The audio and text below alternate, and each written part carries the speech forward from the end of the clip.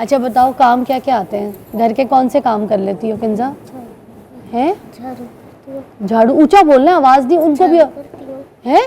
झाड़ू करती हूँ। झाड़ू करती हो और पोछा करती हूँ। पोछा करती हो। झाड़ू पूरे घर की लगाती हो या फिर कोई एक आध कमरे की? एक आध। है? एक आध। एक आध कमरे की। मुझे तो पूरे घर की झाड़ू लगानी पड़ती है। तुमने मुझे कहा था पूरे घर की झाड़ू लगा लेती हो। लगा लेती हो? सीढ़ियों की करती हूँ। सीढ़ियों की झाड़ू तुम करती हो? और घर कमरे की करती हूँ। कमरे की करनी पड़ती है।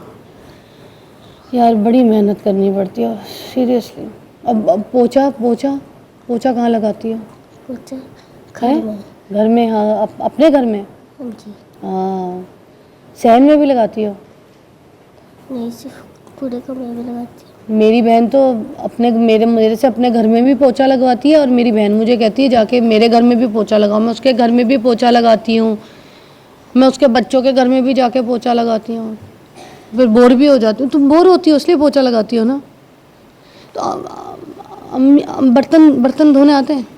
जी। धो लेती हो? कितने कोई प्लेटें धो लेती हो? जितनी मम्मा देती है। जितनी? मम्मा देती है। जितनी मामा धोती है?